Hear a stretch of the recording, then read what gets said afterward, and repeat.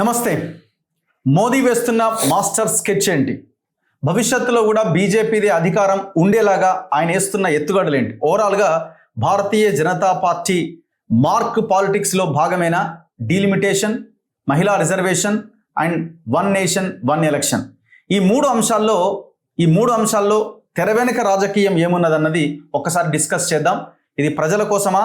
ఖచ్చితంగా పొలిటికల్ పార్టీలు మంచి పనులు చేసి దాన్ని రాజకీయంగా వాడుకోవడంలో ఇబ్బంది లేదు, కానీ ఈ నిర్ణయాలన్నీ ప్రజలకా లేదు ప్యూర్ పాలిటిక్స్ కోసమా అన్నది డిస్కస్ చేద్దాం. నా ముందు ఇదే అంశం పైన విశ్లేషించడానికి బీకాన్ సంస్థ అధినేత పొలిటికల్ స్ట్రాటజిస్ట్ మధు మనతో పాటు ఉన్నారు. ఆయనతో మనం ఒకసారి డిస్కస్ చేద్దాం. నమస్తే అన్న. నమస్తే.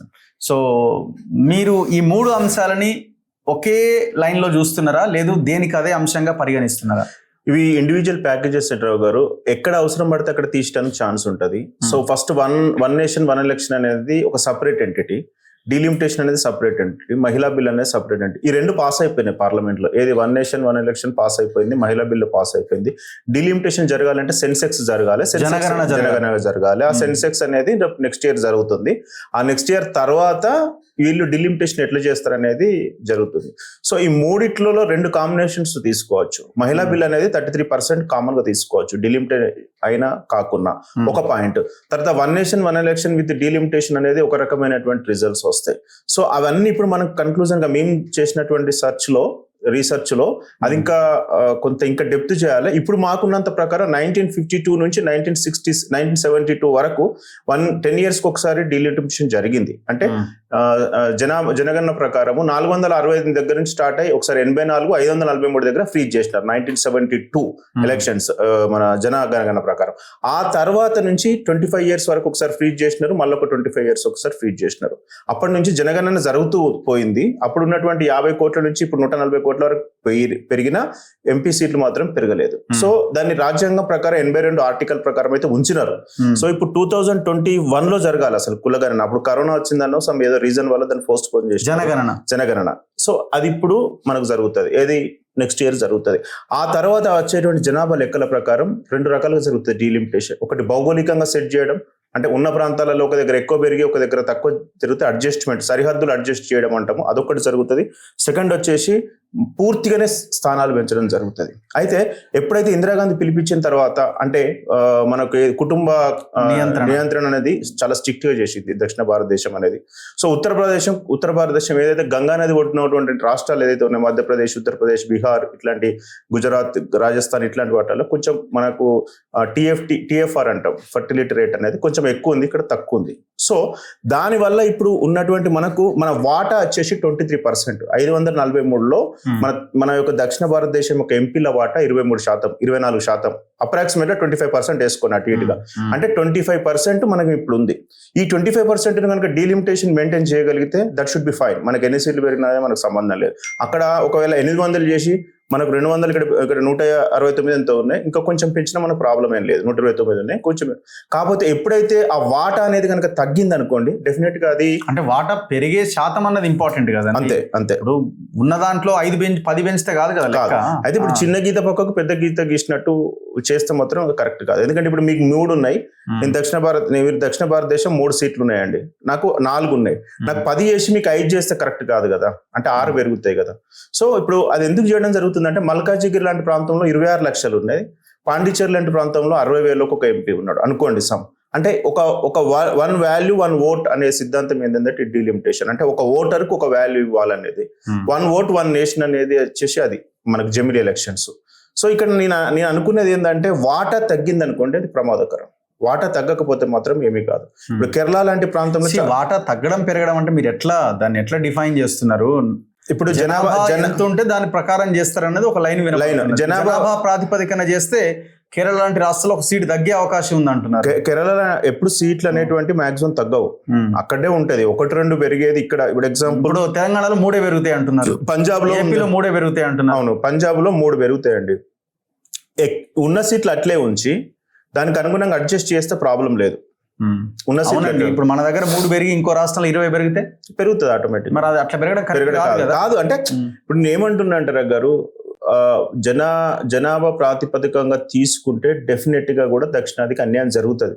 అందులో మరో ముచ్చట లేదు. ఎందుకంటే జనాభా నియంత్రణ అనేది ఖచ్చితంగా ఇక్కడ జరిగింది. ఇక్కడ కేరళలో ఫస్ట్ ప్లేస్ తీసుకుంటే, ఆంధ్రప్రదేశ్ అంటే ఉమ్మడి ఆంధ్రప్రదేశ్ తెలంగాణ తీసుకుంటే జరిగింది. తర్వాత తమిళనాడు, ఆ తర్వాత కర్ణాటకలో ఉంది. అయితే ఇప్పుడు ఈ 24% ఏదైతే ఉందో దానికి ఎలాంటి డిస్టర్బెన్స్ కాకుండా ఉంటే మనకి ఏం ప్రాబ్లం ఉండదు. కానీ అది ఉండేలాగా కనిపిస్తలేదు. ఎందుకంటే మనకు ఉన్నటువంటి పార్లమెంట్ కూడా 850 కెపాసిటీతో నిర్మించారు కాబట్టి డెఫినెట్ గా ఇంకొక 30 సంవత్సరాలు పొడిగించాలనేది మన చెన్నై వాళ్ళ దాని ప్రకారం.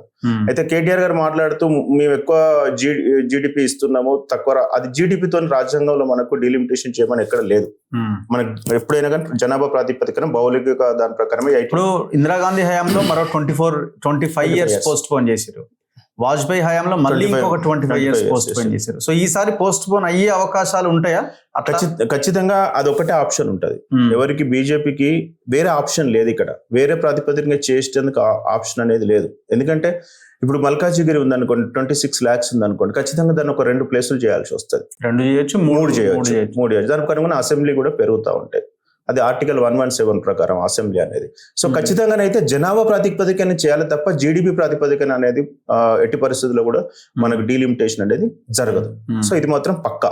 సో ఒకవేళ ఉత్తరాదిన సీట్లు పెరిగితే బీజేపీకి అడ్వాంటేజ్, మాకు నష్టము అన్న ఇది కూడా గట్టిగా వినబడుతుంది. అయితే ఇక్కడ వేరే పార్టీలు ఒక పార్టీ ఉంది, నేషనల్ పార్టీలు ఉన్నాయి, లోకల్ పార్టీలు. లోకల్ పార్టీలు ప్రతి దాంట్లో ఉన్నాయి. పశ్చిమ బెంగాల్లో ఉంది, ఒరిస్సాలో ఉంది, తర్వాత తెలంగాణలో ఉంది, ఆంధ్రప్రదేశ్లో ఉంది. ఇక్కడ ఎక్కడ తీసుకున్నా నేషనల్ పార్టీస్, లోకల్ పార్టీస్ అనేటివి ఉంటాయి.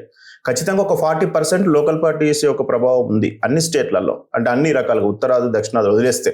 కానీ ఇక నేషనల్ పార్టీస్ ఏదైతే బీజేపీ ఉందో ఉత్తరాదిలో కొంచెం ప్రభావం ఎక్కువగా ఉంటుంది. ఉత్తరప్రదేశ్ లాంటి ప్రాంతం, యోగి గారు ఉన్న ప్రాంతంలో తీసుకున్నట్లయితే, తర్వాత గుజరాత్, రాజస్థాన్ మోడీ గారి ప్రాంతంలో ఉన్న తీసుకున్నట్లయితే వాళ్ళకి అడ్వాంటేజ్ ఉంటుంది. ఇప్పుడు 140 సీట్లు అనేవి అనుకోండి ఎగ్జాంపుల్ ఉత్తరప్రదేశ్లో. ఒకవేళ ఏదో ఒక నినాదంతో ముందుకెళ్లి 140 సీట్స్ అయినాయి అనుకోండి, కొద్దిగా ఇబ్బంది జరిగే అవకాశం ఉంటుంది. కాంగ్రెస్ కనుక పుంజుకుంటే అదే లెవెల్లో పుంజుకుంది అనుకోండి, సౌత్ లో కొంచెం కాంగ్రెస్ ఎక్కువ ఉంటది కాబట్టి అదే లెవెల్లో పుంజుకుంటే కాంగ్రెస్ కూడా అవకాశం ఉంటుంది. దాన్ని నేషనల్ పార్టీలు భయపడాల్సినటువంటి అవసరం ఏం లేదు. ఎలక్షన్ యొక్క జరిగే విధానంలో పార్టీలకు వచ్చే ఇబ్బంది ఏం లేదు ఇక్కడ. కాకపోతే సీట్లు పెరిగితే, బలం ఎక్కువ పెరిగితే, అరే మనకి ఇంత ఉంది ఇక్కడ, మన ఏదైతే 24% ఏదైతే మనం మాట్లాడుతున్నాం అనేది ఉందో అది ప్రకారం ఉంటే సరిపోతుంది. కానీ అది ఉండదు, కొంచెం తగ్గుతుంది. నాకు అనుకున్నంత ప్రకారం డీలిమిటేషన్ చేస్తే 80-50 సీట్స్ కనుక పెట్టినట్లయితే మనది ఒక 17%, 18% వస్తుంది. అంటే 6-7% తగ్గుతుంది. ఎందుకంటే అక్కడ సీట్లు పెరిగినాయి, ఆ సీట్ల కనుక మనం పెరగలేదు. లాస్ట్ కు 100 మార్కులతో పర్సెంటేజ్ కనుక తీస్తే తగ్గుతుంది. అది తగ్గినప్పుడు మాత్రం కొంచెం ఇబ్బంది అవుతుంది. ఎందుకంటే మనకు ఎంపీ సీట్లు తగ్గినప్పుడు, ఇప్పుడు 800 సీట్లు మనం పెరుగుతాయి, 800 వరకు మనం పెరుగుతుంది అని అనుకుంటే అందులో మన వాటా మనకు రావాలి, మన వాటా రావాలి. అంటే ఇప్పుడున్న పర్సెంటేజ్ ఎంత? 24 రావాలి. 24 మనకు వస్తే ఇబ్బంది లేదు. ఎందుకంటే మనకు సీట్లు ఎన్ని పెరిగినా మనకు సంబంధం లేదు. మన సీట్లు కానీ అంతవరకు వచ్చే అవకాశం ఉంటుంది. అంటే ఇనిషియల్ గానే దక్షిణాదికి మనకున్న ఎంపీ సీట్లు తక్కువ. 543లో మనకు ఉన్నటువంటి దాదాపు 130-140 ఉన్నాయి. ఏది మన తమిళనాడు, కర్ణాటక, గోవా, చిన్న కర్ణాటక. అంటే దాని ప్రకారం చూసుకుంటే వాస్తవానికి మనకు వచ్చేటి కూడా తక్కువనే ఉంటది. ఇప్పుడు మనం ఏదో ఎక్కువ అడగట్లేదు, ఒక 20 నుంచి 30 స్థానాలు తేడా ఉంటది. ఇప్పుడు ఏంటంటే ప్రాబ్లం వచ్చేది, ఇట్లనే డిస్కషన్స్ కనుక పోయినాయి అనుకోండి, మన భిన్నత్వంలో ఏకత్వంగా రాష్ట్రం కాబట్టి ఉత్తర భారతదేశం, దక్షిణ భారతదేశం డివిజన్స్ వస్తే కొద్దిగా ప్రాబ్లం అవుతుంది. ఇక్కడ ఇది ఇంకో 1 yearకి వచ్చేది. ఇంత ముందుగా దీనికి ఇనిషియేటివ్ తీసుకోవడానికి కారణం ఏంటంటే, ఇప్పుడు తమిళనాడు ఎలక్షన్స్ జరుగుతున్నాయి. ఎలక్షన్ జరగడానికి డిఎంకేకు ఒక కాజ్ అనేది కూడా అవసరం. సో ఫస్ట్ ఇనిషియల్ గా స్టార్ట్ చేసినారు. త్రిభాషా సూత్రం కూడా ఒకటి కాజ్ స్టార్ట్ చేసినారు. ఏదంటే హిందీ మేము నేర్చుకోమన్నారు. కాకపోతే హిందీ అనేది డెఫినెట్ గా అవసరం, ఇంగ్లీష్ అవసరం, తెలుగు అవసరం. మాతృభాషను ఎవడు పోగొట్టుకోడండి. మన పిల్లలు కూడా మాతృభాష మాట్లాడతారు ఎంత ఇంటర్నేషనల్ కాన్వెంట్ లో చదివినా కానీ. So compulsory Telugu, Hindi, English అనేది మ్యాండేటరీ నోన్ లాంగ్వేజెస్. ఇప్పుడు మనం కార్పొరేట్ ఆఫీసులకు పోతాం అనుకోండి, కంపల్సరీ హిందీ ఎంత ప్రభావం ఉంటుందో ఇంగ్లీష్ ఎంత ప్రభావం ఉంటుంది, హిందీ కూడా అంతే ప్రభావం ఉంటుంది. అట్లా ఉన్నప్పుడే మనం సస్టైన్ కావడతాం కమ్యూనికేషన్ స్కిల్స్ లో, లేకపోతే కాలేం. సో డెఫినెట్ గా త్రిభాష సూత్రం కూడా వాళ్ళు ఏదో దానికి వాడుకుంటున్నారు, కానీ డెఫినెట్ గా ఇట్ షుడ్ బి యాక్సెప్టబుల్. ఆ ఫండ్స్ కూడా అట్లే వస్తున్నాయి. ఏది త్రిభాష సూత్రం అప్లై చేసిన వాళ్ళకు ఫండ్ అనేది గవర్నమెంట్ విద్యా హక్కు చట్టం కింద వస్తుంది. కాబట్టి ఇప్పుడు అంటే ఒక 1 year తర్వాత వచ్చేదాన్ని ఇప్పుడు గెస్ చేయడం, ఎందుకంటే ఆల్ ఆఫ్ సడన్ గా మోడీ గారు ఏదైనా ఇమీడియట్ గా తీసుకుంటారు డిసిషన్. అంటే జనగణన జరగనియండి, సెన్సెక్స్ జరిగిన తర్వాత అప్పుడు మీరు డిసిషన్ తీసుకోండి. అప్పుడు ఏం జరగదు. అందుకని చంద్రబాబు నాయుడు గారు నేను ఒక రెస్పాండెడ్, మేము కంపల్సరీ రెస్పాండ్ అవుతాము. విత్ ఇన్ ద టైం వాళ్ళు ఏ ఫ్రేమ్ వర్క్ లెవెల్లో వస్తారో ఆ ప్రకారమే మేము చేస్తాం. అన్యాయం అయితే జరగడానికి ఉండదు అనేది, అంటే వాళ్ళ రేషియో ప్రకారం జరగద్దు అని చెప్పేసి. పాలిటిక్స్ ఎక్కువ ఉన్నాయి, వాస్తవాలని తక్కువగా పరిగణలోకి తీసుకు ఖచ్చితంగా ఎప్పుడో ఒకసారి చేయాల్సిందేనండి. ఖచ్చితంగా డీలిమిటేషన్ అనేది ఏదో ఒకసారి చేయాల్సింది. ఇదే 543తో మనం పోలేము ముందరికి. ఎందుకంటే జనాభా పెరుగుతూ పోతూ ఒకటే ఎంపీ అనేది ఉన్నప్పుడు డెవలప్మెంట్ అనేది నోచుకోదు కూడా.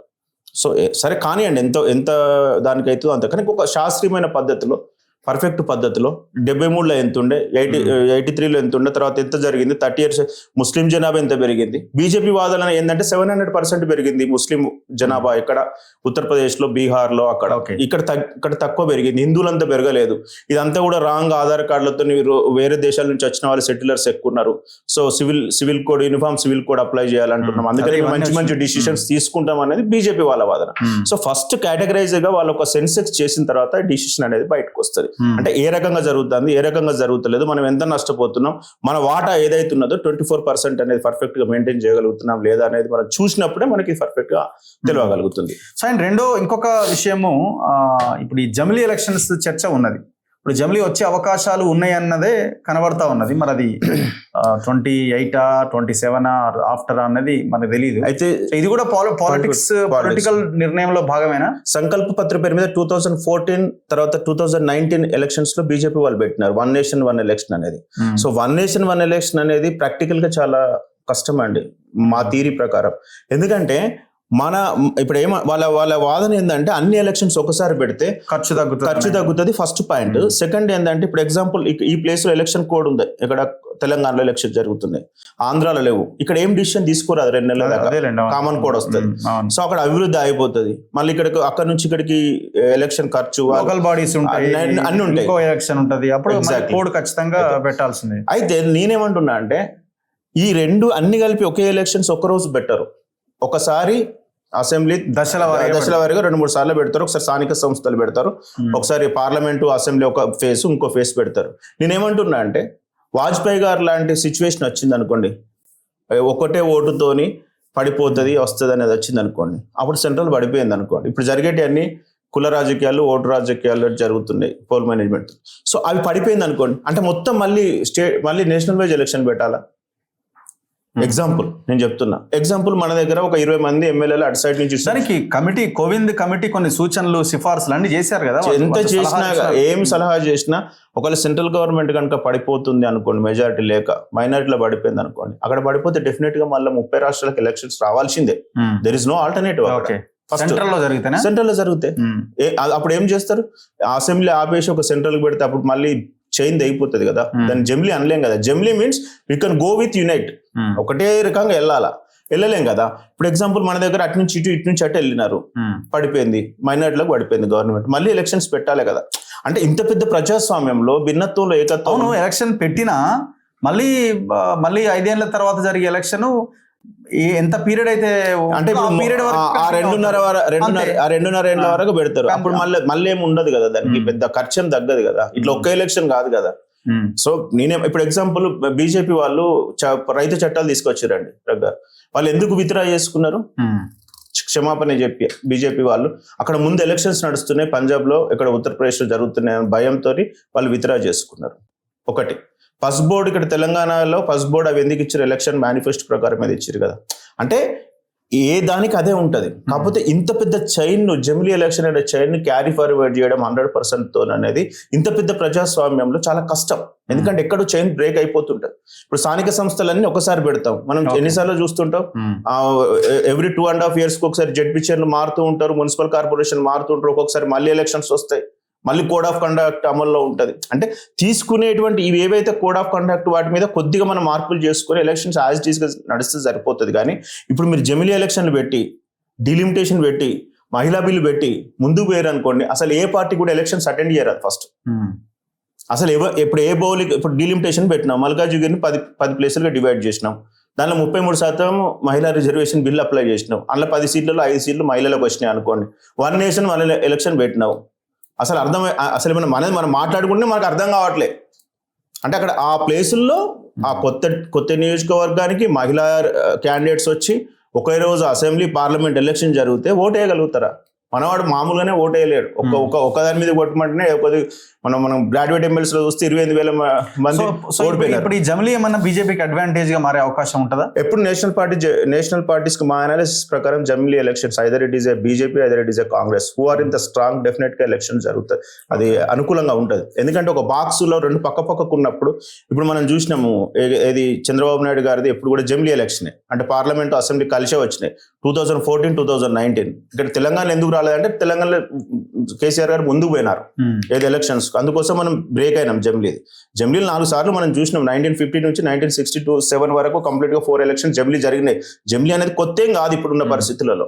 కాకపోతే ఏంటంటే ఇప్పుడున్న సిచ్యువేషన్స్ లో, ఇప్పుడున్నటువంటి డర్టీ పాలిటిక్స్ లో, ఇప్పుడున్నటువంటి రోజు జరిగేటువంటి ప్రాంతీయ పార్టీ నేషనల్ పార్టీ మధ్యలో ఈ క్లంచ్ లో ఈ జమిలీ అనేది బలంగా స్ట్రాంగ్ గా పోదు అనేది నా ఉద్దేశం. ఓకే, ఎందుకంటే ముందు పోయినా అటు పోయినా ఇటు పోయినా కానీ ఖచ్చితంగా మైనారిటీలో పడిపోయినా కానీ మళ్ళీ ఎలక్షన్స్ వస్తాయి. మరో కీ డెసిషన్ మహిళా రిజర్వేషన్ కూడా చాలా కీ డెసిషన్ గా కనబడతా ఉన్నది. మహిళా రిజర్వేషన్ బిల్లు 33% ఖచ్చితంగా రగ్గారు. మీరు అంటున్నారు కదా, అమలు చేయాల్సిందే. అది అమలు చేయాలి. దాంతో పాటు దాంట్లో కూడా ఎస్సీ ఎస్టీ బీసీ అన్న యాంగిల్ కూడా పెట్టాలి. అంటే సామాజిక న్యాయం లేకుండా ఇప్పుడు ఆయన పోతే ఆయన భర్త ఆయన భార్యనో లేకపోతే కూతురో కొడలో ఎవరో ఒకరిని నిలబెడతాడు. ఆయనకు అవకాశం లేకపోతే అదే వర్గం నుంచి. అంటే ఇప్పుడు ప్రతి రాజకీయాలే నడుస్తున్నాయి ప్రజెంట్ కదా. ప్రతి రాజకీయాలు అంటే ఇప్పుడు వచ్చిన 33%లో బీసీ మహిళలలో మళ్ళీ సబ్ కాస్ట్ ఉన్నాయి కదండి. కులగన్న అయితే ఎట్లా జరిగిందో మరి వాటిని కేటగిరైజ్ వాళ్ళు చెప్పాలి. అంటే ఏ బీసీ మహిళలలో కింది కోట, ఎగ్జాంపుల్ బీసీఏ బీసీబీ ఇట్లా అన్నాం కదా, అందులో మహిళలకు మళ్ళీ కేటగిరైజ్ చేయాల్సిందే. లేదంటే ఒకటే బీసీ పెట్టారు అనుకోండి, మళ్ళీ బీసీలో ఉన్నత వర్గాల్లో కొంతమందికి న్యాయం జరుగుతుంది, లేకపోతే అన్యాయం జరిగే అవకాశం ఉంటుంది. కానీ మహిళా బిల్లు వెరీ క్లియర్ గా అండి. ఇప్పుడైతే 15% ఉంది రగ్గారు ఏది పార్లమెంట్ లో మనకు బీసీ మహిళలకు.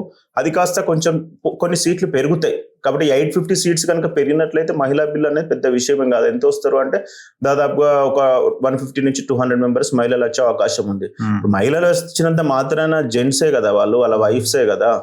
అది ఇప్పుడు సర్పంచులు చూసినాం అనుకోండి, ఎంతమంది సర్పంచులు మహిళా బిల్లు వస్తే మహిళలు పోయి మనకు అక్కడ ఉంటున్నారు ఏదే గ్రామ సచివాలయాల్లో, వాళ్ళ భర్తలే కదా. ఇది పొలిటికల్ డెసిషన్ కింద చూస్తున్నారు. ఖచ్చితంగా ఈ మూడు కూడా combination of this is a package of BJP. This is a package of BJP. when it is they will benefit, definitely they will take it. అది ఇంప్లిమెంటేషన్ ఎట్లా అవుతుంది అయితే జమిలీ ఇస్ అ వెరీ హార్డ్. ఇప్పుడు రామ జన్మభూమి తర్వాత ఆర్టికల్ 370 చేసినంత ఈజీగా ఉండదు. ఎందుకంటే ఆర్టికల్ 370 అనేది ఎప్పటి నుంచో నానింది. కొన్ని సంవత్సరాలుగా దాని గురించి అందరికీ తెలుసు. అయోధ్య గురించి కూడా కొన్ని సంవత్సరాలు లాస్ట్ ఎలక్షన్స్ అప్పుడు ఆర్టికల్ 370 ఒకటి బాగా వర్కౌట్ అయింది. రామ జన్మభూమి కానీ ఇది ప్రాక్టికల్ ఇంప్లిమెంటేషన్ ప్లేస్ లో వర్కౌట్ కాకపోయినా ఆ ఏరియాలో ఓడిపోయినా ఓవరాల్ గా ఒక సింపత్ మన తెలంగాణలో ఒక 3 కాన్స్టిట్యూయెంట్స్ లో డెఫినెట్ గా దాని రిజల్ట్ చూపెట్టారు. ఈసారి దాని లైన్ లోనే ఇవన్నీ ఈ 3 బెనిఫిట్ బీజేపీకి అయితే అనేది కాదు, కానీ ఇది పొలిటికల్ సిస్టమ్ అండర్స్టాండ్ చేసుకోవడం చాలా కష్టం.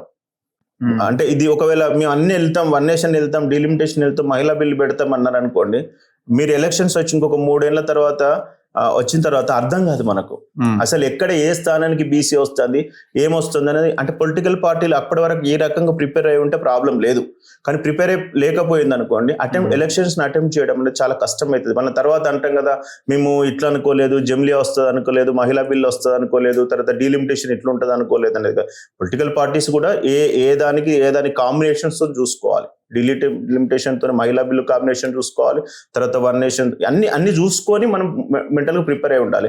కాకపోతే ఒకటే ఒక ఆప్షన్, బీజేపీ కనుక అది ఫెయిల్ అయింది అనుకోండి, అంటే బీజేపీ కనుక ఇది అంత రిస్క్ తీసుకోవద్దు అనుకుంటే they will go as it is, they will stop this జమిలీ ఎలక్షన్స్ ఆపేస్తారు. తర్వాత ఇది 30 సంవత్సరాలకు ఏదైతే మళ్ళీ ఇంకొకసారి అడుగుమన్నారు కదా, ఏది ఎక్స్టెండ్ చేయమన్నారు కదా, so that is the only solution. అది తప్ప వేరే సొల్యూషన్ లేదు. ఇక అక్కడ ఆ 2 ఆపి ఓన్లీ మహిళా బిల్ ఇంప్లిమెంట్ చేసేసుకొని ఉన్న దాంట్లో వాళ్ళకి లాభం జరుగుతుందని కూడా చేయడానికి అవకాశం ఉంటుంది. అది కూడా ఉంటుంది కావచ్చు. కాకపోతే ఇప్పుడు ఎలక్షన్స్ బీహార్ ఉన్నాయండి గారు, ఇప్పుడు వాళ్ళని మళ్ళీ 2 ఏళ్ళు ఆపాలి కదా. ఓకే, ఇప్పుడు రేపు నెక్స్ట్ అక్టోబర్ లో చెన్నై మన తమిళనాడు ఎలక్షన్స్ ఉన్నాయి కదా, 2028 జమిలీకి వెళ్తారు అనుకోండి, వాళ్ళని ఆపుతారా ముందుకు జరుపుతారా? ముందుకు జరుపుతారు కదా. ఇప్పుడు ఆపడానికి ఆపు 2 ఏళ్ళకి ఆపలేరు కదా, అప్పుడు మళ్ళీ ఒక 2 సంవత్సరాలు ఎక్స్టెన్షన్ అవుతుంది. ఇప్పుడు మన తెలంగాణ ఉంది, ఇంకా 3.5 సంవత్సరాలు ఉంది, మనం కూడా 1 year ఎక్స్టెండ్ కావాలి, లేదంటే ఒక 1 year 6 months ఎన్నికలు జరగాలి. ఇదంతా గందరగోళ పరిస్థితిలో చాలా గందరగోళ పరిస్థితిలో ఉంటది. It's not easy job to implement like previous implementations లాగా Right. బీజేపీకి అంత ఈజీ కాదని అనుకుంటున్నాను. Anyway thank you very much అన్న, Thank థ్యాంక్ యూ.